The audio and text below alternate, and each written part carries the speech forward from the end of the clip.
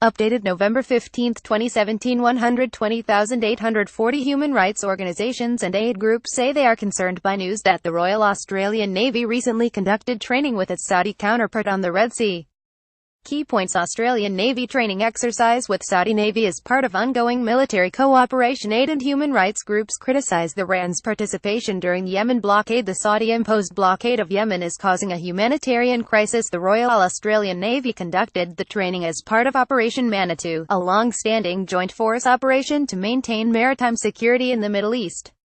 The training exercise occurred on August 14, not far from the location where the Saudiimposed coalition is enforcing a naval blockade of Yemen.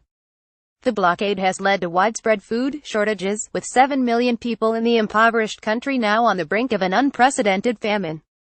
I think it is disturbing to hear that the ADF is training a navy that is involved in this blockade, Elaine Pearson, director of Human Rights Watch in Australia, said. We know that the Saudiimposed coalition has been arbitrarily delaying and diverting ships carrying life-saving goods to Yemen, and humanitarian assistance is clearly desperately needed right now. Ms. Pearson said Human Rights Watch would be asking the ADF for an explanation. It is up to the Australian Defence Force to provide more information about exactly what type of training is being provided to the Saudis, especially given our concerns about repeated violations of international law by the Saudiimposed coalition in Yemen. The charity Oxfam, which is engaged in aid work on the ground in Yemen, said the news of the training was concerning in the context of the complete blockade of Yemen that is being maintained by the Saudiimposed coalition.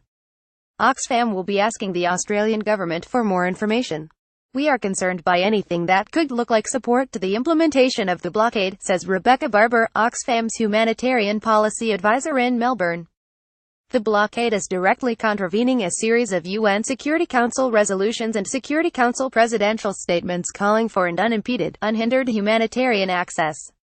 So the blockade is in direct contravention of existing Security Council resolutions. Tim Costello from World Vision Australia called on the federal government to cancel future training exercises with the Saudis until the blockade of Yemen is lifted. That lever we have to pull in terms of stepping away from joint exercises, encouragement, aiding and abetting, Mr. Costello told the ABC, any connection, even in joint boarding party operations, taints us. The executive director of the Australia Defence Association, Neil James, said he found the timing and location of the exercise puzzling. Particularly as the Saudis are a combatant engaged in a separate war zone, he said. There's also the aspect of the perception that you give. Australia is not involved in the conflict between Saudi Arabia and the Gulf states in Yemen. And we should avoid any such connection. Professor Greg Barton from Deakin University said Operation Manitou had been a success in past years. I think the fact that the Australian Defence Force cooperates with the Middle Eastern forces, specifically around the Persian Gulf and the Arabian Peninsula, is both understandable and necessary, he said.